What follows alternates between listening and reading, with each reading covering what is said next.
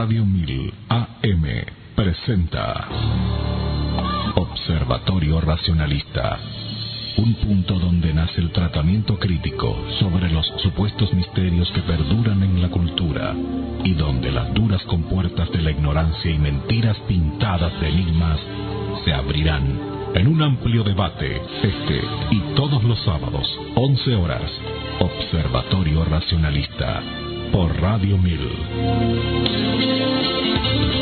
¿Qué temazo de Pink Floyd?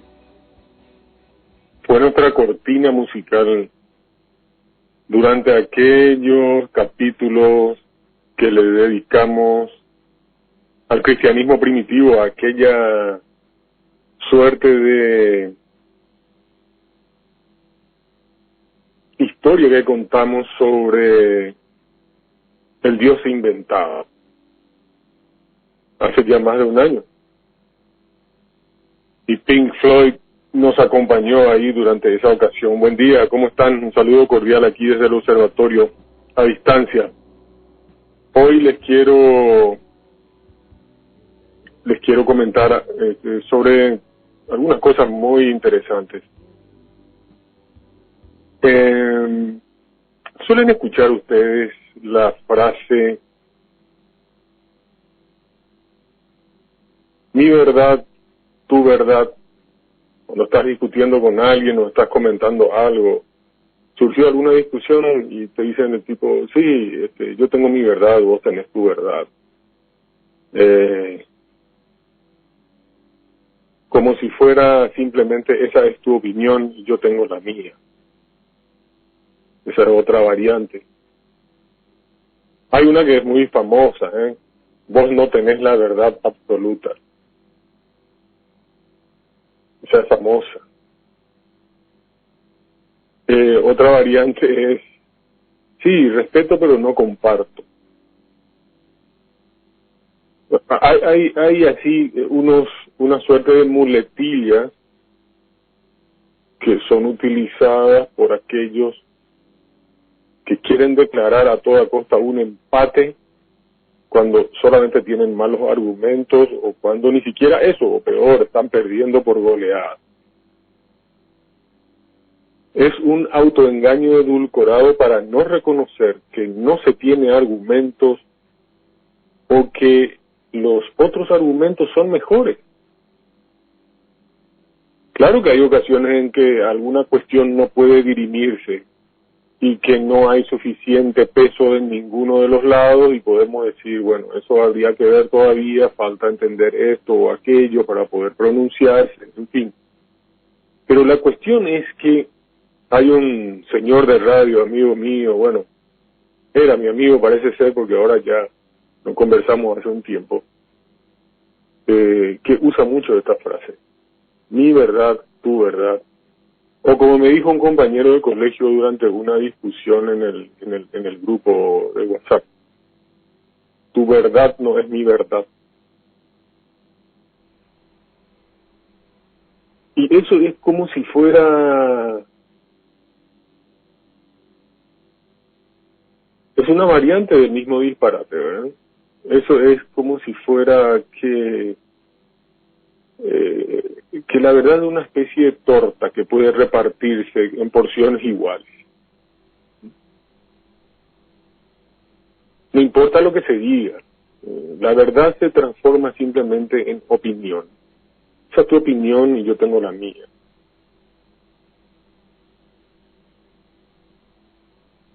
Tiene el inevitable tufillo de que la frase es hija de la concepción popular del respeto.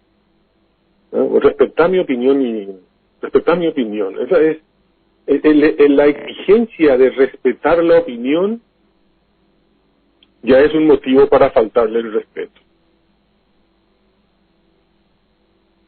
Vete al famoso respeto tu opinión pero no la comparto. Eso se suele oír muy a menudo. ¿Cómo que respeto pero no la comparto? El Señor opina que hay que respetar la costumbre de ciertas comunidades musulmanas de mutilación genital femenina. Así que hay que respetar esa opinión. ¿Por qué debo respetar esa idiotez criminal? Digo, la mutilación genital por poner un ejemplo extremo, pero puede haber otra. Por ejemplo, el señor opina que hay que circular por esta calle de contramano igual. El señor opina que 2 más 2 son 18. Él pertenece al grupo de las personas que opinan que 2 más 2 son 18. Hay opiniones que son peores que otras, hay que entender eso. Hay opiniones y costumbres que no tienen por qué ser respetadas. ¿Por qué diablos vamos a respetar, por ejemplo, como dije, la mutilación genital femenina? ¿Por qué diablos vamos a respetar que las mujeres se vistan como si fuera que están metidas dentro de una bolsa negra, por ejemplo? ¿O por qué diablos vamos a respetar que alguien exija que se le dé el 10% del salario de la gente que asiste a su iglesia? Porque él interpreta a su antojo una frase escrita en un libro que no es más que el libro de lo que escribieron centenares de manos desconocidas en un periodo de 1000 años, principalmente en sus inicios por unos pastores de cabra del desierto de Judea de la Edad de Bronce, que ya en aquel entonces querían quedarse con la plata de la gente. Entonces se autonombraban intercesores o intermediarios con la divinidad. Entonces eso fue de toda la vida el templo de Jerusalén, donde la tribu de los levitas, que eran los que manejaban el templo, se quedaban con el diezmo de toda la población. Eso era en el mundo judío, pero los cristianos adaptaron eso convenientemente y hoy tenemos a los pastores que están esquilmando a las ovejas, a las pobres, ignorantes, sometidas y sumisas ovejas para el beneficio personal. Nadie puede entender por qué Dios necesita dinero. O sea, los racionales entendemos que eso es un disparate, pero lo que no podemos entender cómo esas ovejitas no pueden entender que es una estupidez. Entonces, cuando te piden respeto, ese es el primer motivo para faltar el respeto. Las ideas no se respetan. Es que nuestra idea del respeto ha sido pervertida por la corrección política.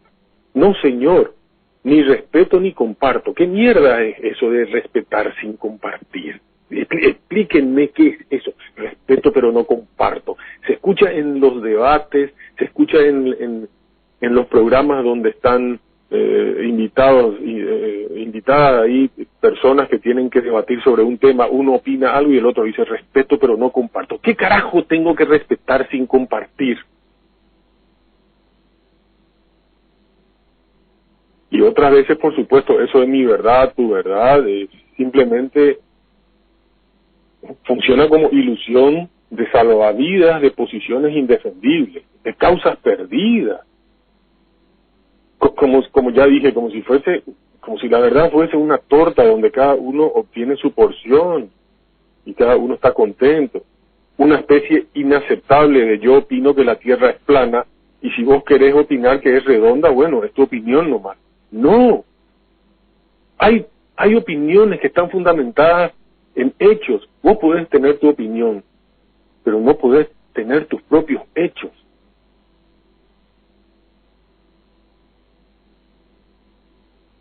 No,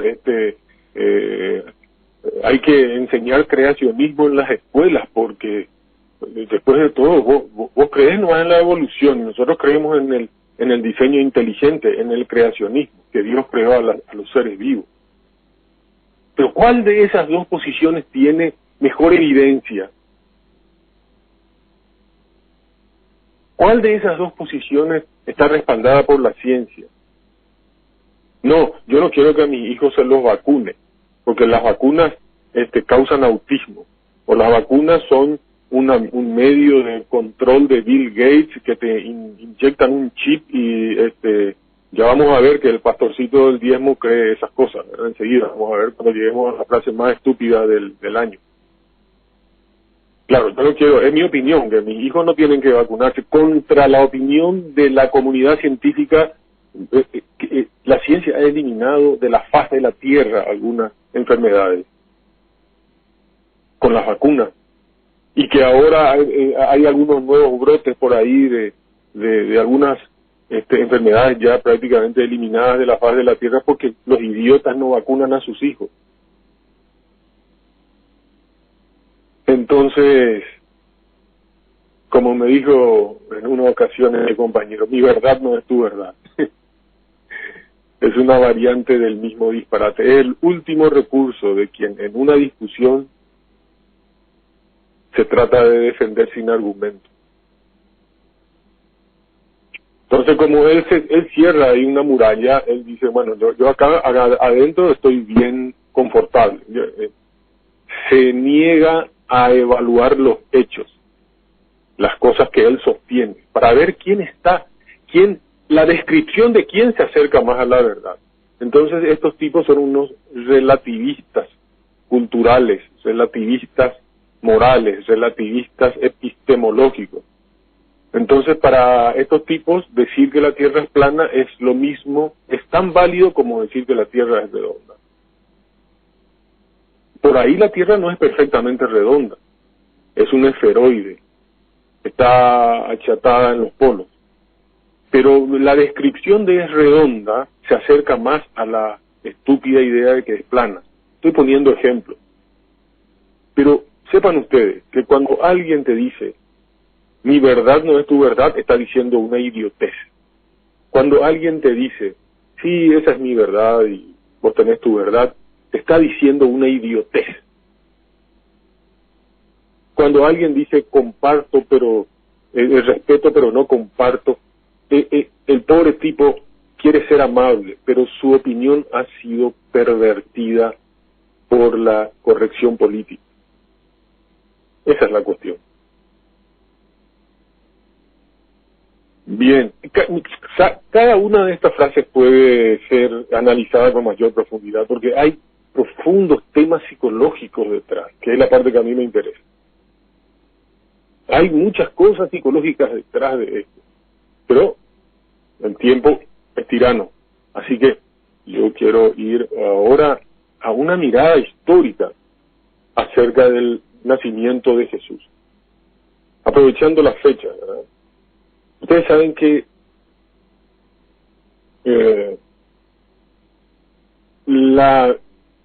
hubo como una suerte de carrera de la Virgen María hacia la gloria celestial. Eso no fue así en un principio. Ellos como María era judía, Jesús judío, sus hermanos judíos, ellos no eran cristianos. Eso vino mucho después. La idea de una madre de Dios era inconcebible, y que un ser humano sea considerado Dios, eso era inconcebible para un judío, absolutamente inconcebible. Y se sabe que la figura de María adquirió igual que la de Jesús, fue haciéndose cada vez más fuerte, digamos, más gloriosa a través del paso de los siglos. Pero en los inicios María era nadie, prácticamente, en la comunidad judía. Y tuvo un impulso poderoso en el siglo V recién, en el siglo V de nuestra era, con la vehemente defensa que el patriarca Cirilo de Alejandría hizo de María como Teotocos, o sea, Madre de Dios, nada más y nada menos. Una proposición que terminó siendo ratificada por la Iglesia Católica al proclamarla como Mater Dei, o sea, Madre de Dios. O sea, de modo oficial, sin embargo, María no fue preservada libre de toda mancha de pecado original hasta el año 1854. O sea, que fue concebida sin el pecado original. Todas estas son cuestiones teológicas, ¿eh? Esto nada tiene que ver con la Biblia ni con lo que creían los primeros y los primitivos protocristianos. Tiene nada que ver eso. Eso empezó mucho tiempo después. Imagínense, en 1854 a alguien se le ocurre que no, ella no tuvo que tener el pecado original, que es otro invento teológico. Entonces, más tarde se proclama como dogma su asunción a los cielos, recién en 1950. En 1950. O sea, casi un siglo después de celebrado el pronunciamiento de Pío IX, el famoso Pío IX, Giovanni Maria Mastai Ferretti, el loco, el mismo que después se declaró infalible, el mismo que hizo secuestrar al niño judío Edgardo Mortara. ¿Se acuerdan que comentamos aquí todo un capítulo del libro de Kerzer? El secuestro de Edgardo Mortara. Bueno, el que lo había hecho secuestrar era el Papa Pío IX, Giovanni Maria Mastai Ferretti. Bueno, y hay otro pontífice homónimo, ya del siglo XX, Pío XII, el Papa de Hitler. Esa es otra historia también que algún día lo vamos a desarrollar. Bueno, el Papa Pío XII, Eugenio Pacelli, hablando ex cátedra, o sea, de modo infalible, según ellos creen, decretó el 1 de noviembre de 1950 que, esto es textual, esto dice el dogma: por la autoridad de Jesucristo nuestro Señor, de los santos apóstoles Pedro y Pablo, y por la nuestra propia, declaramos, promulgamos y definimos que es un dogma divinamente revelado que la Inmaculada Madre de Dios, María, siempre Virgen, al terminar su vida terrenal, fue elevada a la gloria celestial en cuerpo y alma. Por tanto, si alguno se atreve, Dios no lo permita, dice, a negar voluntariamente o a dudar lo que ha sido definido por nosotros, sepa que ha apostatado completamente a la fe divina y católica. Bueno, cierro comillas y digo, sin duda resulta chocante que Pedro y Pablo, cuya autoridad invocó Pío XII para decretar este dogma, no le dedicaran a María ni una sola línea, ya en la tierra como en el cielo, en sus escritos neotestamentarios. No hay una sola frase de esto de parte de Pedro y Pablo, que la autoridad de estos dos invoca Pío XII. Bueno, estoy intentando resumir el proceso evolutivo de la figura de María, simplemente para que ustedes entiendan. La posición que se iba a imponer, mejor dicho, está ya formulada en el siglo II por el Protoevangelio de Santiago, que es un documento antiguo que aparece, bueno, a mediados del siglo II, donde, según el Protoevangelio de Santiago, María no solamente fue virgen en el parto, sino posparto, es decir, fue siempre virgen, antes, durante y después del parto. O sea, en el conjunto de los personajes del escenario primordial cristiano, María terminó asumiendo un papel cada vez más sobrenatural. Así, en el segundo concilio de Nicea, en el año 789, se la coloca por encima de los santos. Que es otra huevada que nadie sabe explicar qué carajo es eso de los santos. Bueno, a los santos, por ejemplo, se les reserva simplemente la reverencia, o sea, la douleia se le llama. Mientras que a María se le debe tributar la superreverencia, la hiperdouleia. Todas estas cuestiones son cosas de teólogos que no tienen nada que hacer. Estos son los mismos tipos que escribían sobre el sexo de los ángeles y cuántos ángeles podían entrar en la cabeza de un alfiler en Constantinopla. Bueno, por ejemplo, en las oraciones litúrgicas del culto se veneraba a los santos citándolos por su nombre, pero a María solamente se la incluyó en ese tipo de prácticas a partir del siglo V recién. La primera iglesia dedicada a María no se construyó hasta finales del siglo IV en Roma. Actualmente, por supuesto, hay más de 80 y pico de iglesias consagradas a ella. Y no hubo ninguna señal de culto mariano hasta pasado el concilio de Éfeso.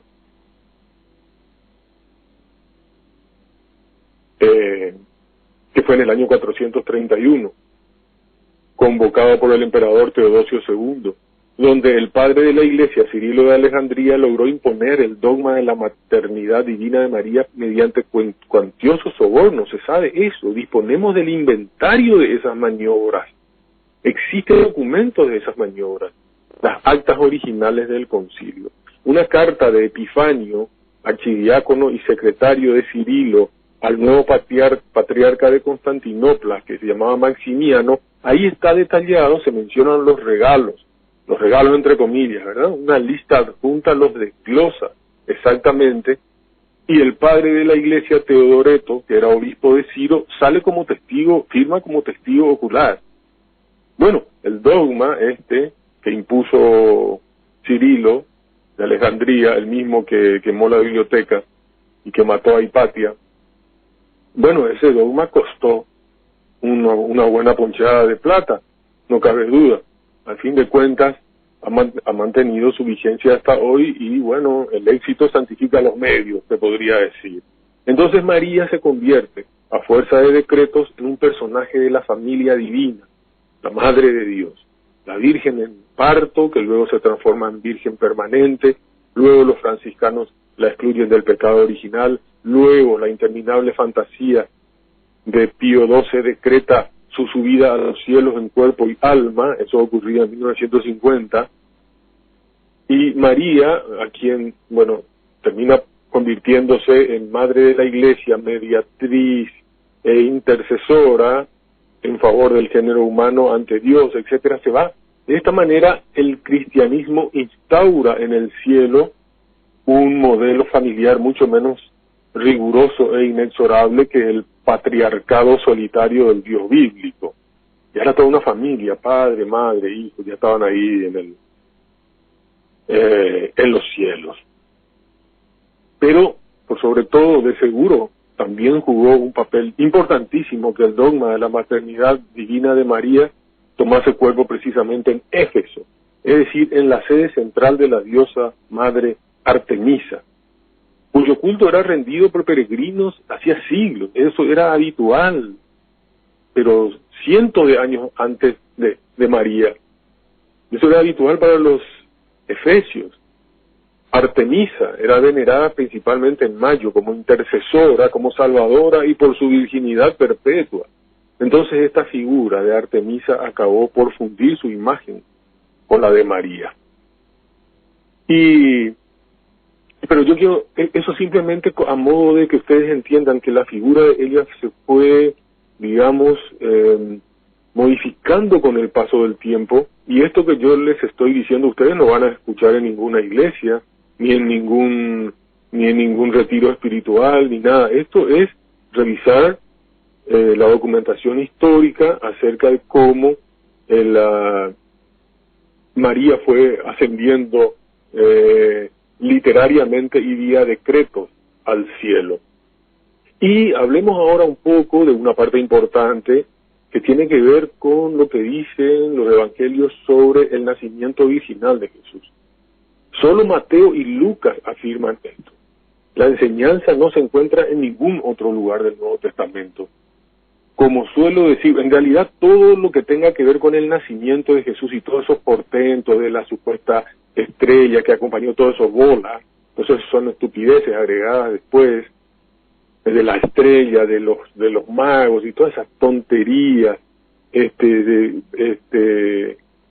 todas esas cuestiones que tienden a realzar la figura el mito del héroe se llama eso, ¿verdad? Como incluso eso de que cuando nació Jesús estaba amenazado por Herodes y fueron a Egipto, y eso todo hicieron para que se cumplan determinadas profecías, entre comillas, que figuran en el Antiguo Testamento, pero que nada tienen que ver con Jesús, ni mucho menos. Esto es muy extenso, no me quiero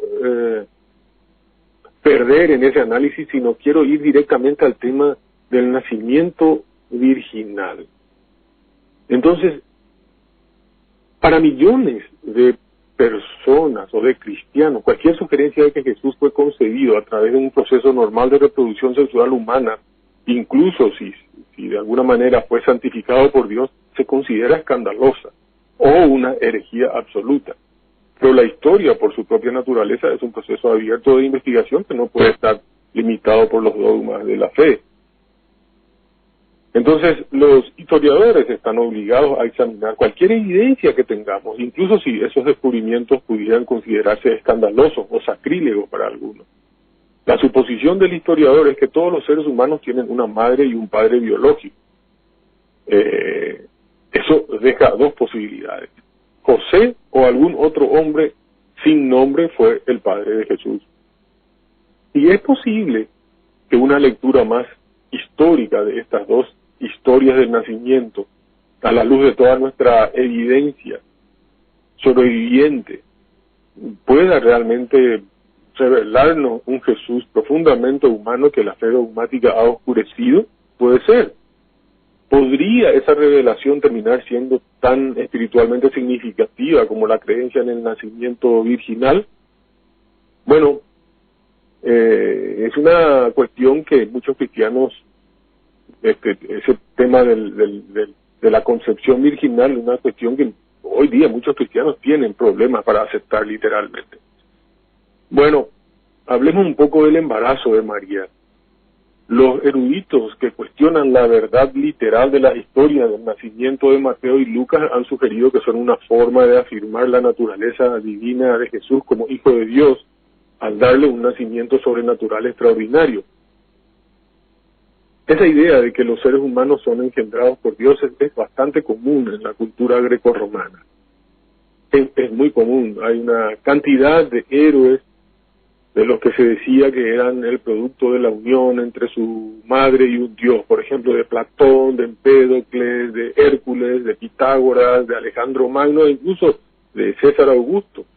Texto tras texto encontramos la idea del hombre divino, cuyo nacimiento sobrenatural, habilidad para realizar milagros y muerte extraordinaria lo separan del mundo ordinario de los mortales. Estos héroes no son dioses eternos como Zeus o como Júpiter, son seres humanos mortales que han sido exaltados a un estado celestial de vida inmortal.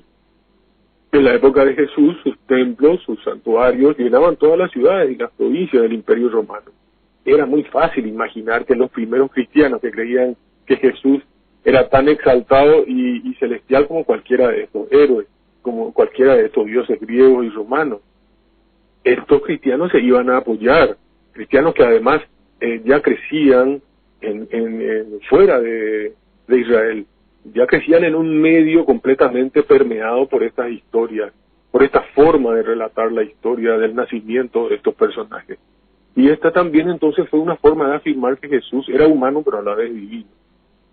Los intérpretes modernos ven que estas historias sostienen que José probablemente fue el padre y que estos relatos sobrenaturales fueron inventados más tarde por los seguidores de Jesús para honrar a Jesús y promover su estatus exaltado de alguna manera común a esa cultura.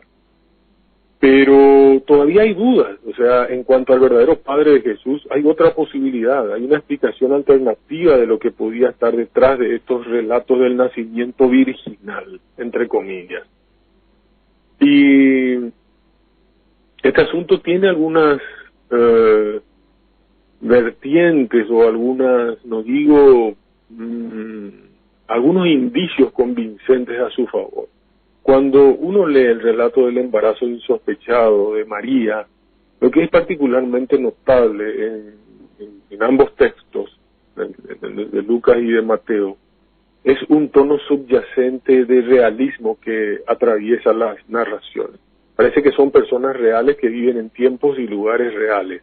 En contraste, las historias de nacimiento comunes en la literatura grecorromana tienen un sabor decididamente legendario.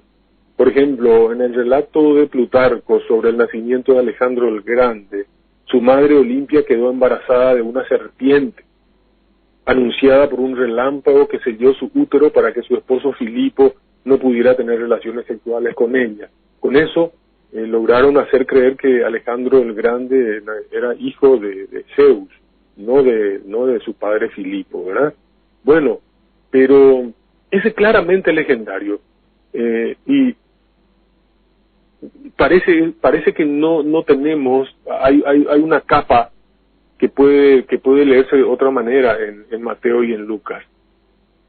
Ellos si bien incluyen, por supuesto, esos sueños y visiones de ángeles, pero la historia central en sí, la de un hombre que descubre que su futura esposa está embarazada y sabe que él no es el padre, eso tiene una cualidad realista y completamente humana.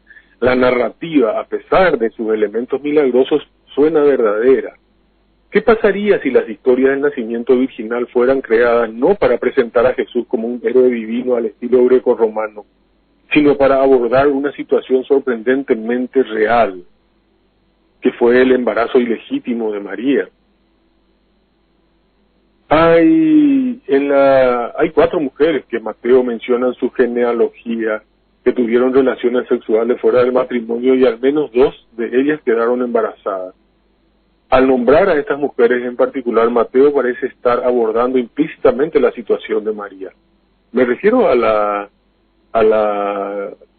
genealogía que hace Mateo. Tanto Lucas como Mateo hacen una genealogía de dónde vino Jesús, para reafirmar que él era el descendiente legítimo de David y que por lo tanto era el Mesías. Hay un sincretismo entre las ideas judías y que los cristianos no entienden por qué era esto, ¿eh? Y están todas transformadas. Todo esto es obra de Pablo de Tarso. Él fue el que mezcló todo este asunto y cuando creó su versión muy particular del Jesucristo, el Cristo de la fe. Bueno, entonces hay algunas indicaciones en nuestros evangelios de que el cargo de ilegitimidad estaba circulando entre bastidores. Marcos es nuestro primer evangelio, escrito alrededor del año 70 después de Cristo. Incluye una escena importante en la que Jesús regresó a su hogar en Nazaret como adulto. Hubo un murmullo sobre él entre la gente del pueblo. Atendé bien lo que dice. ¿No es este el carpintero, hijo de María, y hermano de Jacobo, de José, de Judas y de Simón? ¿Y no están sus hermanas aquí con nosotros? Dice Marcos 6:3. Mateo copia a Marcos como fuente e incluye la misma historia, pero fíjense cómo él reformula las cosas de manera muy inteligente. Y dice, ¿no es este el hijo del carpintero? ¿No se llama su madre María? ¿No son sus hermanos Jacobo, José, Simón y Judas? ¿No están todas sus hermanas con nosotros? Dice Mateo. Este cambio sutil pero crítico en la redacción es muy revelador. Porque Marcos dice, ¿no es este el carpintero, hijo de María? Y Mateo dice, ¿no es este el hijo del carpintero? ¿No se llama su madre María? Bueno, llamar a Jesús el hijo de María indica un padre sin nombre. En el judaísmo invariablemente se hace referencia a los niños como hijos o hijas del padre, no de la madre. Marcos nunca se refiere a José en absoluto, ni por su nombre ni de otra manera. Evita por completo el tema de la paternidad. Tiene que haber una buena razón para este silencio. Mateo, por el contrario, se apresura a remodelar la redacción de Marcos para que ni siquiera se insinúe el tema de la ilegitimidad. Por eso Marcos es siempre un cuadro más, un evangelio, como fue el primero, tenía menos relatos míticos, digamos. A medida que pasó el tiempo, fueron agregando cosas. A medida que el proceso de divinización de Jesús se fue acrecentando, fueron agregando elementos, como todo el tema del nacimiento virginal y de la estrella de Belén, y todo ese tema. Marcos no relata absolutamente nada de eso. Incluso encontramos que los manuscritos griegos posteriores al Evangelio de Marcos tratan de arreglar el escándalo alterando el texto para que diga el hijo de María y José. Aquí tenemos evidencia de un movimiento progresivo para silenciar o minimizar el escándalo que había sido familiar en el pueblo natal de Nazaret mucho tiempo antes. Los rumores y los chismes rara vez desaparecen por completo. En el Evangelio de Juan las cosas son aún más explícitas. En un momento Jesús estaba en Jerusalén discutiendo con sus críticos judíos y la conversación se volvió muy acalorada y casi violenta, y una de sus respuestas a Jesús fue la sorprendente afirmación, no nacimos de la fornicación, le dijeron a Jesús, como para dar a entender que vos sí naciste de la fornicación. Eso está en Juan 8:41. Claramente algo está sucediendo aquí. Este fue un golpe muy bajo, un intento obvio de socavar la posición de Jesús por referencia a un rumor sobre su nacimiento ilegítimo. En un texto cristiano del siglo IV llamado Los Hechos de Pilato, lo que podría tener orígenes que se remontan a finales del siglo II, hay un relato del juicio de Jesús ante Pilato. Una de las acusaciones de su enemigo es: naciste de la fornicación. Nadie toma el texto como un registro histórico del juicio, pero sí da testimonio de la longevidad del cargo de ilegitimidad. Quien haya escrito el texto consideró necesario construir una escena del juicio que se dirigió a la misma carga que encontramos en el Evangelio de Juan, que es el más tardío. Seguramente no es casualidad que Marcos y Juan, los dos evangelios que no dicen nada sobre el nacimiento de Jesús y poco o nada sobre su padre, parezcan conservarnos estas sutiles insinuaciones de la acusación de ilegitimidad. Tanto Mateo como Lucas tratan de mitigar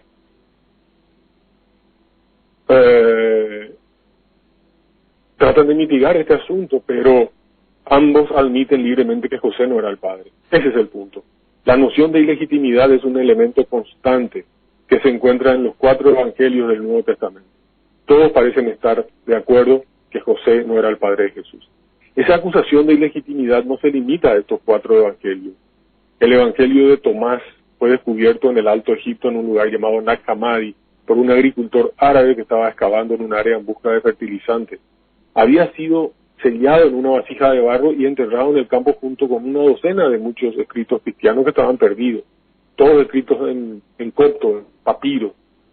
Probablemente ahí estuvo escondido a finales del siglo IV. Bueno, muchos eruditos lo fechan ya en el siglo II después de Cristo. Es claramente el documento cristiano perdido más valioso descubierto en los últimos 2000 años. Contiene 114 dichos de Jesús. Algunos le llaman el quinto evangelio, porque proporciona muchas piezas faltantes de la enseñanza de Jesús que de otra manera se hubieran perdido y olvidado. Y hacia el final de la colecta, en el dicho 105, Jesús les dice a sus discípulos: uno que conoce a su padre y a su madre será llamado hijo de ramera. Muchos estudiosos encontraron en este dicho críptico un eco de la fea etiqueta que Jesús había enfrentado a lo largo de su vida. Eso es que su madre María había quedado embarazada fuera del matrimonio. El Evangelio de Tomás no tiene historias de nacimiento o referencias a José o al nacimiento virginal, pero aquí en ese texto parece que tenemos otra referencia a la historia de la ilegitimidad.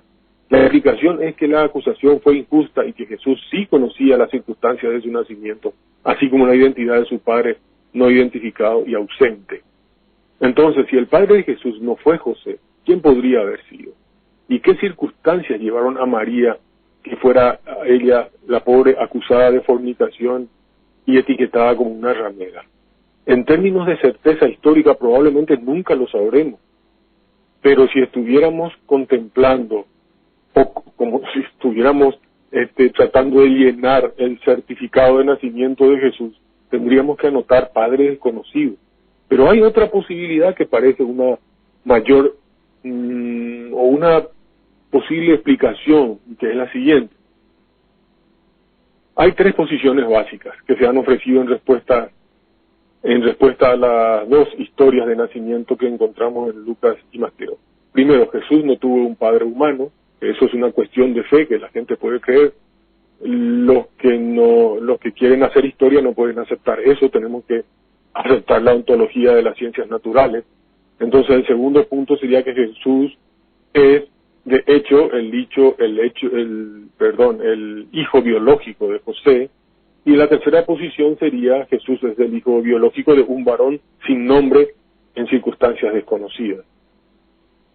Mi propia posición es que el padre biológico de Jesús sigue siendo desconocido, pero es poco probable que sea José, esposo de María, por las razones que ya mencioné. Eso me coloca en una posición extraña, de acuerdo parcial con los cristianos que toman literalmente la historia de la concepción y de la Virgen y del nacimiento virginal, etcétera, que también sostienen que José no fue el padre de Jesús.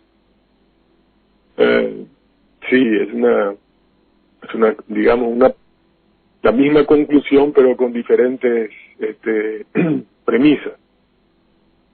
Pero entonces uno se enfrenta a la delicada cuestión: si no fue José, ¿quién? ¿Hay algo que decir al respecto? ¿Nos ha llegado alguna tradición alternativa con respecto al padre de Jesús? Y la respuesta es sí.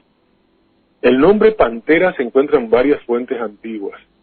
En lugar de descartarlos de plano como un cuento gastado, producido por judíos opositores a los cristianos que querían echar por tierra la paternidad de Jesús, yo creo que hay que tratar de examinar honestamente lo que uno podría concluir responsablemente sobre el tema. Habiendo examinado las tradiciones textuales de Jesús, hijo de Pantera, en sus diversas formas, hay incluso una investigación que hace un autor muy importante para mí, leí muchos libros sobre él, que es una investigación sobre la lápida de un soldado romano del siglo I, un tal Tiberius Julius Abdes Pantera, de Sidón, que fue enterrado fuera de la actual Wingerbruck, en Alemania. Y los resultados completos de ese estudio están en el libro La dinastía de Jesús, de James Table.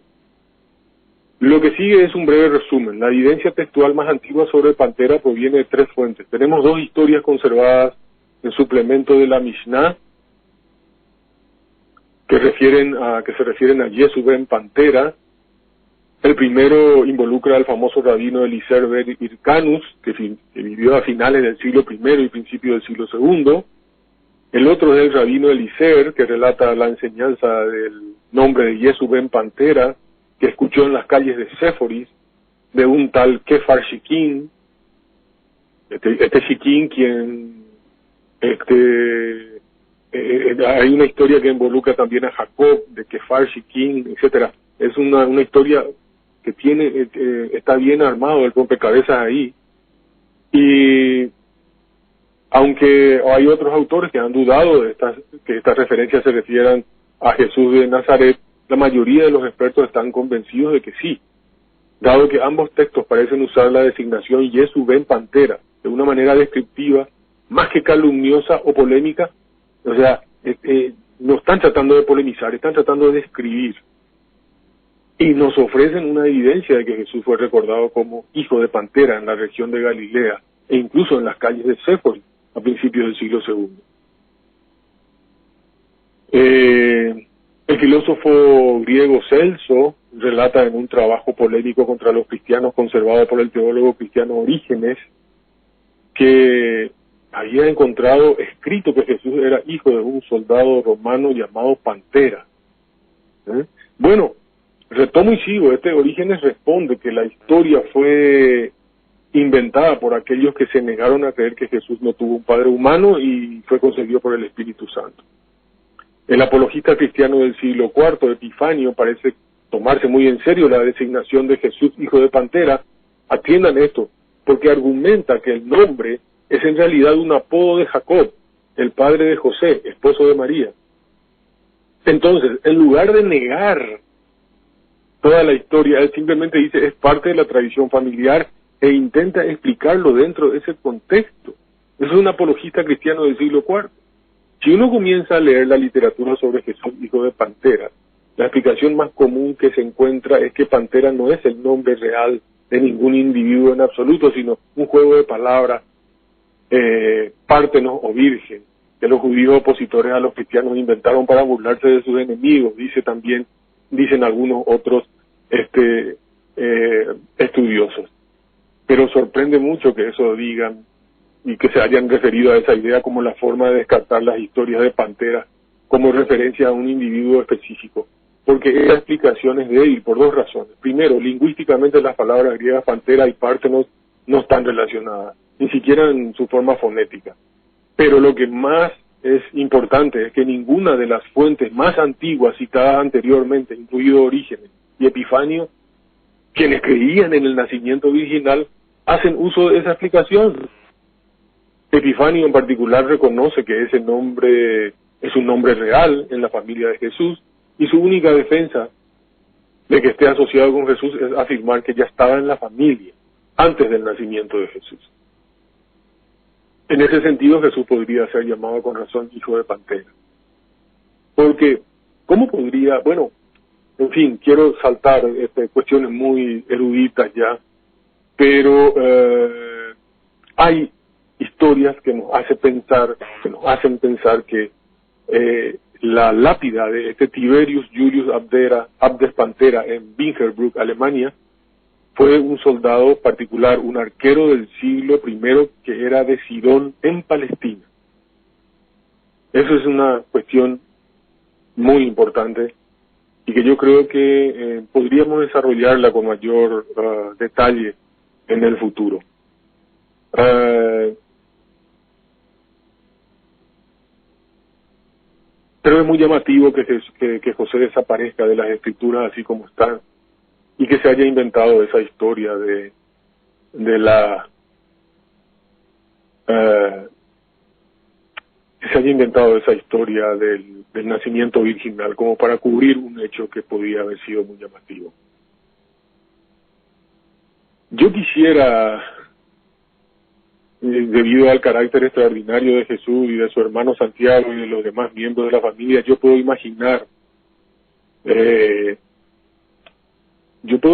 que María tuvo una pareja que fue el padre de Jesús y que no ha sido identificado por la historia, salvo para algunos eruditos. Y me gustaría pensar, aunque solo podemos especular en este caso, que tal imaginación está en la dirección correcta. Bien, ya nos queda poco tiempo, vamos a ir a la elección de las frases más locas del año. Tenemos 5 minutos, Edgar. Te pido por favor que vayamos a nuestra colección. Vos tenés el audio, bueno, tenés en el orden que te pasé, Edgar, por favor, a ver si vamos viendo uno por uno. ¿Vieron que el mundo puede cambiar en poca hora? ¿Vieron que todo nuestro sistema cae tan fácilmente? ¿Vieron que toda la plataforma está preparada para que se cumplan todas las profecías bíblicas de no poder comprar ni vender, de ser liderado por una persona a nivel mundial, de la falsa profecía, los falsos cristos? ¿Vieron que puede ser cierto que todo ojo lo verá a través de los medios de la televisión, que la palabra será predicada en todos los lugares del mundo como se está predicando ahora a través de los medios, de las redes? Hombre, no sea ridículo. No, el tipo cree que realmente está pasando algo que no está pasando. El tipo cree que todo lo que pasó ahora con esta cuestión de la pandemia era simplemente ya la confirmación de la venida de Cristo y que ya se cumplían todas las profecías del fin de los tiempos. El tipo creyó firmemente y yo no sé cómo le dan el diezmo a este chef, sinceramente. Bueno, vamos al siguiente audio, Edgar. Y detrás de un huracán, detrás de una cruz, siempre está el amor de Dios. En eso no lo desconfíes. Hay que arrepentirse. Ay. Qué bárbaro será.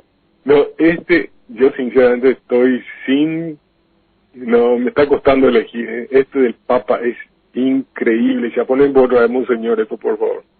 Y detrás de un huracán, detrás de una cruz, siempre está el amor de Dios. En eso no lo desconfíes. Imaginémonos que nosotros le llevemos a Michifú al veterinario. ¿Y cómo vio detrás de un huracán? Esta es la forma, es de vuelta lo que ya les conté alguna. Esto se llama, estos tipos sufren una especie de disonancia cognitiva galopante. Como no podés conciliar el desastre, las muertes inexplicables de tantos inocentes, entonces el tipo dice, detrás de un huracán está el amor de Jesús. De eso no lo desconfíes, no lo dudes. ¡Qué bárbaro! ¡Qué bárbaro! Vamos al siguiente, monseñor. Cristo está tan cerca hoy, en esta pandemia, en guerra, en peste, como lo estuvo en 1918, como lo estuvo en 1520, como lo estuvo el primer siglo de la Iglesia y como lo estuvo en la era apostólica, que ellos creían que la venida de Cristo era inminente. Y de hecho es inminente desde que Cristo vino al mundo. Los últimos días son desde que Cristo fue al cielo hasta que Él vuelva. Todo ese periodo es los últimos días. Eso no es verdad, a mí no me cabe en la cabeza, no, eso no es verdad. ¡Ridículo! Claro que es ridículo. Esta es otra perla de sin sentido. Esta es una de las candidatas, yo creo que la candidata más fuerte al podio, la frase más imbécil del año. Acá se ve cómo la teología asfixia al sentido común. Es un intento desesperado por acomodar el hecho incuestionable de los 2000 años de espera inútil y su incongruencia con la fantasía escatológica de la venida de Cristo es inminente. Es la forma en que estos vendedores de humo tienen para tratar de salvar el último reducto de su disparate.